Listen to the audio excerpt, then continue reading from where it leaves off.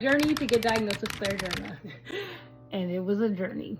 We're going to start back in 2005 when I was in college. Back in the good old days. I played college basketball. We won a national championship. I was National Player of the Year. I was going to play basketball overseas, but just felt like I wasn't supposed to. So I worked at Dillard's right out of college. 22, and I started feeling numbness and tingling in my arms. They did a bunch of testing, and they didn't know what was wrong with me. Now I know that was Raynaud's, and that was the first symptom of scleroderma. I then moved back to Tennessee and became the assistant coach at my alma mater. I also got my master's the first year I was the assistant coach. I think that stress accelerated my disease. I started having sores on my fingers. I got sent around to several different doctors, and eventually they diagnosed me with lupus. I left coaching college to teach and coach middle school. I was misdiagnosed with lupus for almost 11 years before I got correctly diagnosed with scleroderma.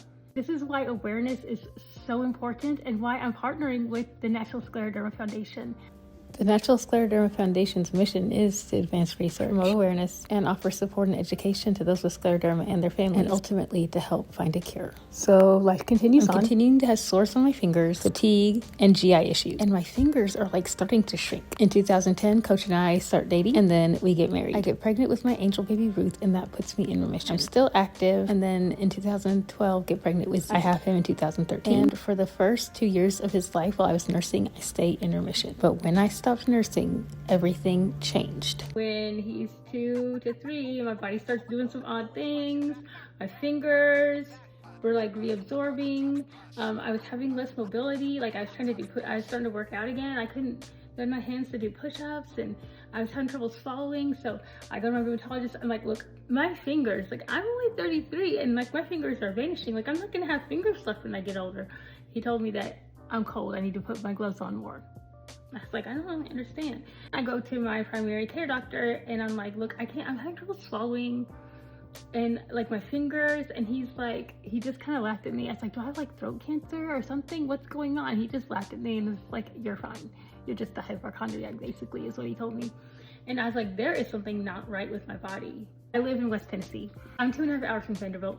One of my coworkers, she had a really good rheumatologist in Vanderbilt. So I was like, hey, who's your rheumatologist? I'm going to see your rheumatologist. So I do.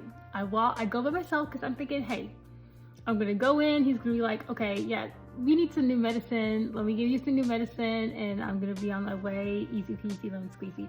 So I go in there by myself. I talk to him about, all the things. He looks at me, moves my arms, asks to see a picture of me from 5 years ago, and then he's like, look, you don't have lupus. You have scleroderma. I was like, excuse me? Sclero what? Oh, what a who? It's like, you have scleroderma. It's not curable. It can be life-threatening.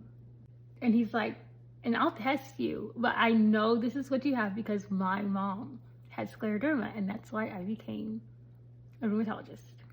If you don't believe in divine appointments, right, like that will make you believe it on. That ride home was excruciating because I was by myself. My guardian angels were watching out for me because I was crying the whole time. I had a 4.5-year-old, and I thought that I wasn't gonna live to see him reach 10. I thought that I had 1 to 3 years to live. We just, we did more testing to kind of figure out what's going on with my body and have a new baseline. And that's how I found out I had scleroderma.